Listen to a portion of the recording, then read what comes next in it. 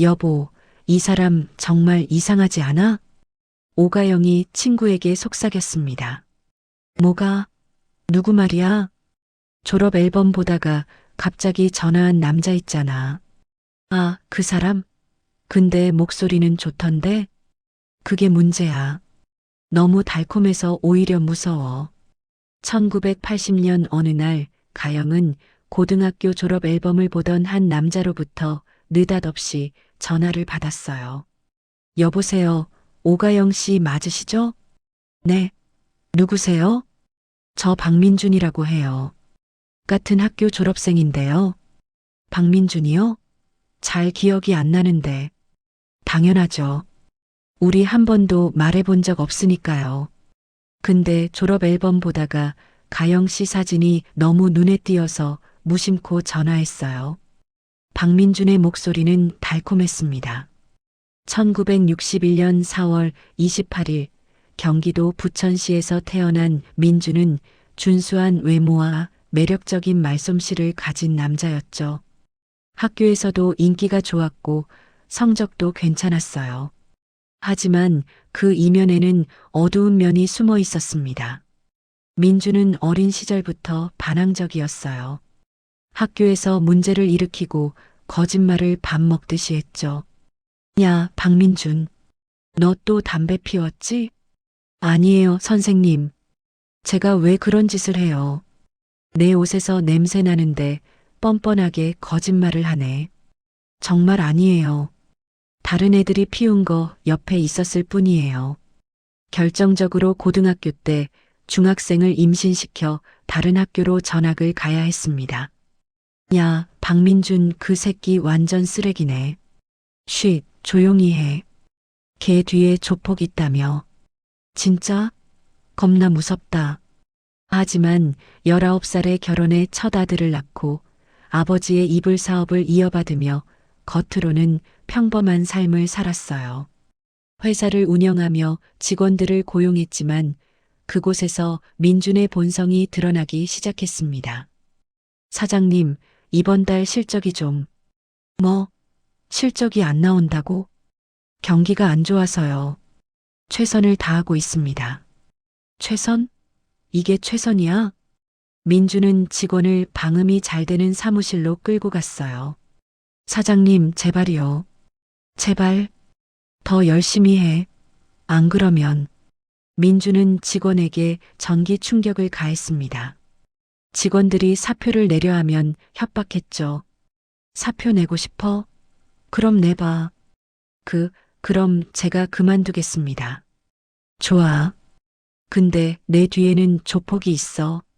내가 나가는 순간 너는 물론이고 내 가족까지 괴롭힐 거야. 내 엄마, 내 여동생 다 알지? 제발요, 사장님.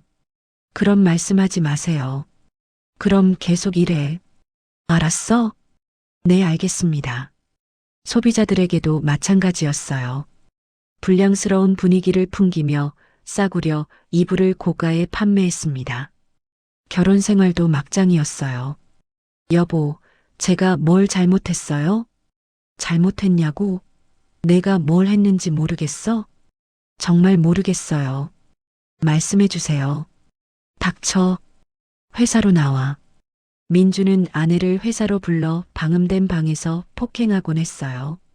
게다가 1982년 민주는 무려 10명의 유부녀와 불륜 관계를 맺고 있었습니다. 그중 한 명이 바로 오가영이었어요. 당시 가영은 유치원 교사로 일하다가 실수로 유치원생을 다치게 했는데 하필 그 아이 아버지가 조폭이었습니다. 선생님, 우리 애가 다쳤는데 이게 말이 돼요? 정말 죄송합니다. 제가 조심하지 못했습니다. 죄송하다고 끝이야? 보상을 해야지. 보상이요? 얼마나? 일단 한 달에 100만 원씩 내. 알았어? 100만 원이요? 제가 어떻게... 협박에 시달리던 가영에게 민준이 다가왔어요. 가영 씨, 무슨 일 있어요? 표정이 안 좋은데. 아니에요. 그냥 좀 피곤해서요. 나한테 말해봐요. 내가 도와줄 수 있을지도 몰라. 정말요? 사실은 가영은 자신의 상황을 털어놨어요. 그 새끼가 감히 걱정 마요. 내가 해결해 줄게. 정말요? 어떻게요? 내 친구 중에 그쪽 사람들 아는 애가 있어. 내가 얘기해 볼게. 고마워요, 민준 씨. 정말 고마워요. 민준은 가영을 위로하고 고민 상담을 해주며 가영의 마음을 얻었습니다. 가영은 민준이 유부남이고 아이가 있다는 걸 알았지만 거부할 수 없었어요. 가영 씨, 나 사실 결혼했어요. 네, 결혼하셨어요? 미안해요. 하지만 아내랑은 사이가 안 좋아요. 그래도 결혼하신 분인데. 가영 씨, 나는 진심이에요. 정말로. 그렇게 12년간의 불륜 관계가 시작됐죠. 하지만 시간이 흐를수록 민준의 본색이 드러났습니다. 하루는 가영이 무심코 전 남자친구 이야기를 꺼냈는데 갑자기 민준이 폭력을 가하기 시작했어요. 가영아, 너 전 남자친구 있었지? 네. 왜 갑자기 그런 말을? 대답해. 있었냐고. 있었어요. 고등학교 때요. 이름이 뭐야? 왜 물어보는 거예요? 그건 중요하지 않잖아요. 중요해. 이름 말해. 민주는 가영의 과거 일기장까지 뒤져가며 캐물었죠. 어떻게 내 일기장을, 어떻게 해야 나를 믿겠어? 믿어요. 당신만 믿어요. 말로는 믿는다고 하면서 마음은 안 그렇잖아. 민주는 담배불을 가영의 피부에 갖다 댔습니다. 아, 뜨거워요. 내 몸에 내 이름을 새겨. 그럼 믿어줄게. 싫어요. 그런 건 못해요. 못해? 그럼 우리 관계는 여기까지야. 알았어요. 할게요. 겁에 질린 가영은 정말로 자신의 몸에 민준의 이름을 담배불로 새겼어요. 그리고 민준의 지시에 따라 연락처의 모든 남자들에게 전화의 관계를 끊었습니다. 1985년 2월 견디다 못한 가영이 본가에서 자살을 시도했어요. 엄마, 가영이가 무슨 일이야? 손목을 피가. 빨리 병원에. 하지만 미수로 그쳤고 민주는 병원에 입원한 가영을 자신의 아파트로 데려가 또다시 폭력을 가했습니다. 내가 죽으면 나도 경찰에 불려가잖아. 미안해요. 그냥 너무 힘들어서. 힘들어? 너만 힘들어? 나는? 민준 씨도 힘들죠. 알아요. 힘든 건 알면서 왜 죽으려고 해? 민폐 끼치지 마. 다시는 안 그럴게요. 민주는 가영의 알몸을 카메라로 찍으며 협박했어요. 가영의 부모가 헤어질 것을 요구했지만 민주는 직접 찾아가 예의 바른 사람인 척하며 회유했습니다. 장인어른, 장모님, 제가 가영 씨를 진심으로 좋아합니다. 하지만 자네는 유부남이잖나. 아내와는 이미 끝났습니다. 곧 이혼할 겁니다. 그래도 이건 아니지 않나? 제가 사업도 하고 있고 재정적으로도 여유가 있습니다.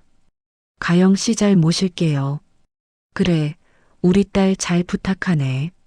이후 가영은 민준의 지시로 유치원을 그만두고 민준의 회사에서 일해야 했어요. 부모와의 관계도 끊어야 했죠. 민준은 때때로 본처와 가영을 동시에 사무실에 불러 폭행하기도 했어요. 너희 둘 다 여기 무릎 꿇어. 여보, 이게 무슨. 닥쳐. 무릎 꿇으라고. 본처는 크게 반항했지만 가영은 묵묵히 따랐습니다. 민준이 바닥에 마요네즈를 떨어뜨리며 명령했을 때도요. 핥아 먹어. 미쳤어? 내가 왜 그런 걸? 본처는 소리쳤지만 가영은 아무 말 없이 바닥에 마요네즈를 핥았어요. 이미 정신적으로 완전히 지배당한 상태였던 거죠. 1992년 1월 민준의 본처는 극적으로 아이를 데리고 도망쳐 상담소에 머물렀고 2개월 만에 이혼이 성립됐습니다.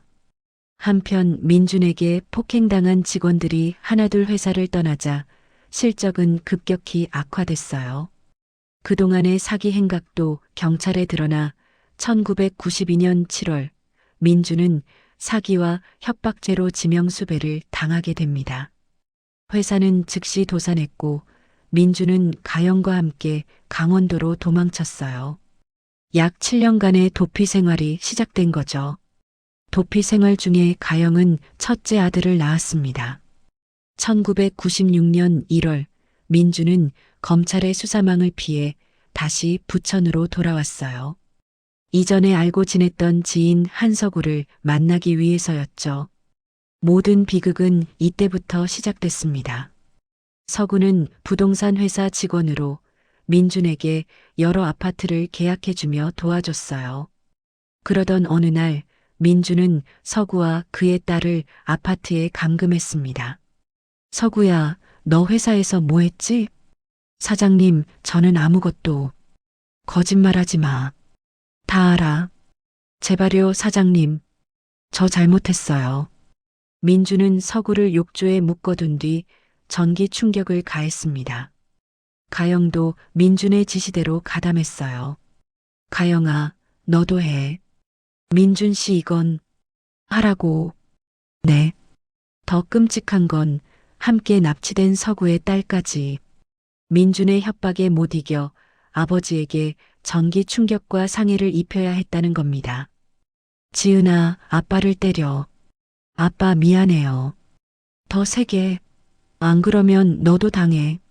서구의 딸은 울면서 아버지를 주먹으로 때리고 살점이 떨어질 정도로 물어뜯어야 했어요.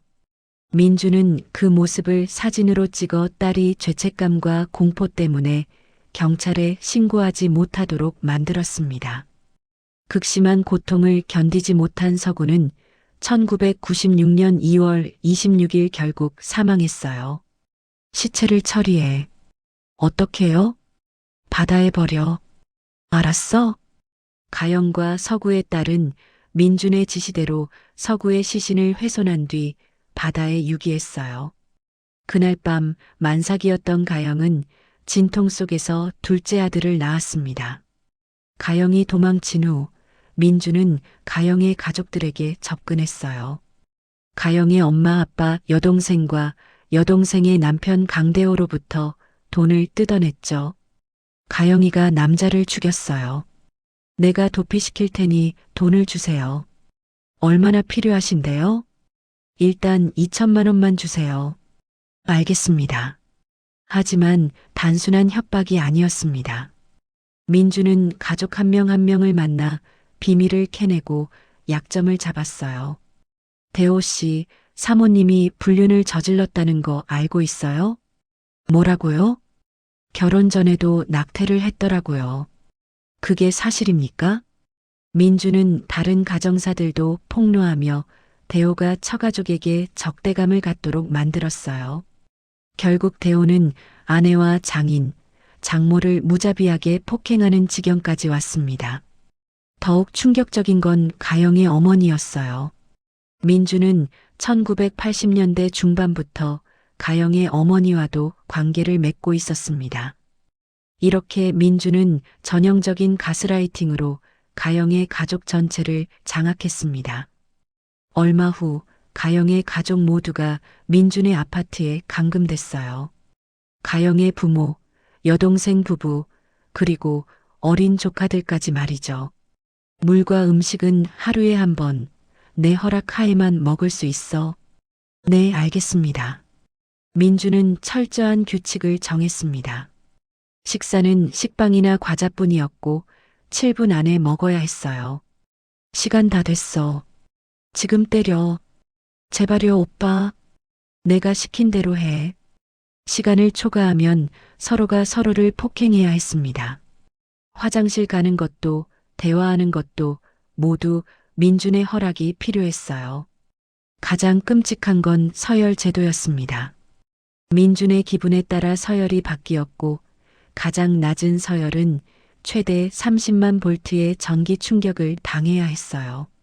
오늘은 내가 꼴찌야. 아니요, 제발. 전기 충격받아. 테이저건이 400볼트인데 민준이 가한 전기 충격은 최대 30만 볼트에 달했어요. 단 1초만 당해도 정신이 아득해질 정도였다고 합니다. 가족들은 서로를 감시하고 폭행하며 생존해야 했습니다. 1997년 12월 21일 첫 번째 희생자가 나왔습니다. 가영아, 아버지에게 전기 충격을 가해. 아빠 미안해요.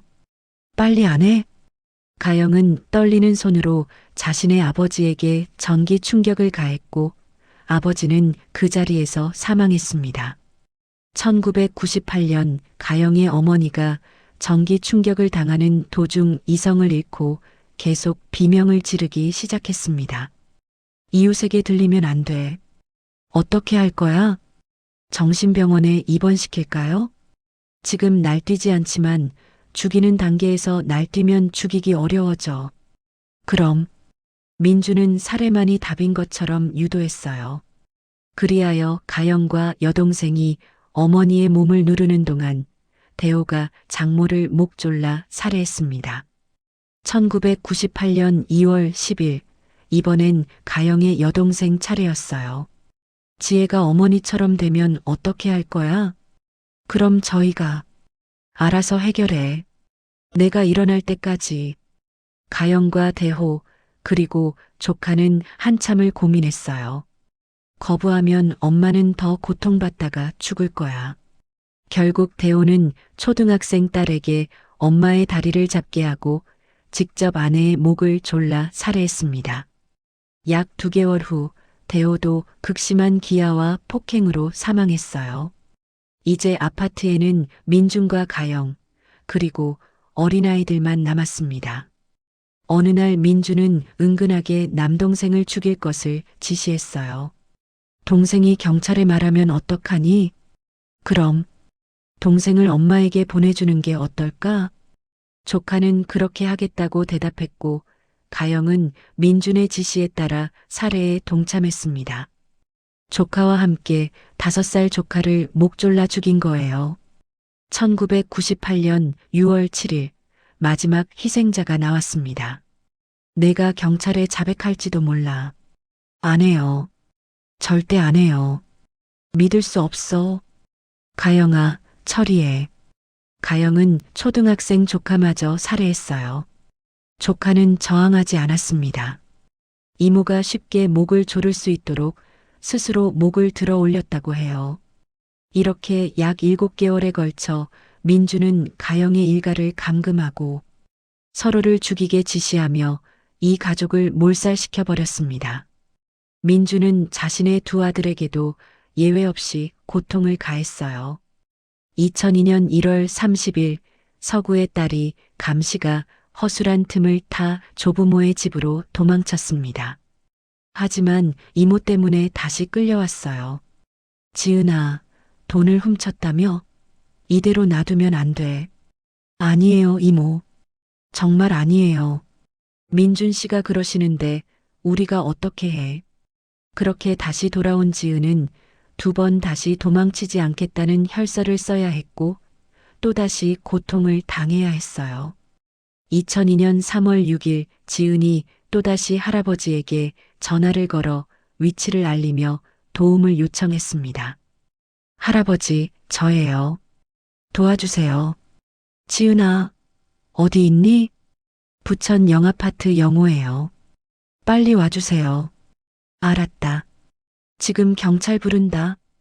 이번에는 할아버지가 즉시 경찰에 신고해 모든 사건의 전말이 드러나게 됐죠. 출동한 경찰은 부상 입은 17세 소녀를 발견했어요. 민준과 가영은 현장에서 체포됐습니다. 아버지가 민준과 가영에게 살해당했어요. 지은의 충격적인 진술이 시작됐습니다. 가영 씨 가족 6명도 모두 살해됐어요. 시신은 모두 훼손되어 바다나 공중화 장실에 버려졌고요. 경찰은 즉시 수사를 시작했지만 난항을 겪었어요. 시신이 없었고 살인 현장의 증거도 모두 인멸된 상태였거든요. 2002년 10월 침묵하던 가영이 갑자기 모든 걸 자백했습니다. 차라리 감옥이 나아요. 가영의 목소리가 떨렸어요. 거기선 밥도 먹을 수 있고, 목욕도 할 수 있고, 책도 읽을 수 있잖아요. 가영의 자백은 지은의 증언과 일치했고, 신빙성을 얻었습니다. 민주는 끝까지 부인했습니다. 나는 아무도 죽이지 않았어. 법정에서 민주는 당당히 말했어요. 모든 건 가영과 여자들의 질투 때문이야. 피해자는 나야. 전문가들은 전형적인 사이코패스의 언변이라고 판단했습니다. 한편 지은은 법정에서 강력하게 말했습니다. 제게는 민준과 가영 모두 악마로 보였어요. 두 사람 모두 사형되기 바랍니다. 2005년 9월 28일 1심 판결이 나왔습니다. 재판부는 민준과 가영에게 사형 판결을 선고했어요. 하지만 가영의 변호인은 항소했습니다. 가영은 민준의 피해자입니다. 항소심에서 가영의 형은 무기징역으로 감형됐습니다. 민준은 대법원까지 갔지만 2011년 12월 12일 사형이 확정됐어요. 지은은 불가항력이 인정되어 처벌을 면했습니다. 민준과 가영의 두 아들은 보육원에서 자랐고 첫째 아들은 이후 결혼해 비교적 평범한 삶을 살게 됐다고 합니다. 이 사건은 한국 범죄사에서 가장 잔혹한 가스라이팅 사건으로 기록됐습니다. 민주는 단 한 명도 직접 죽이지 않았지만 7명을 죽음으로 몰아넣었습니다. 가족들이 서로를 죽이게 만든 악마였죠. 가스라이팅. 그것은 칼보다 더 무서운 무기였습니다.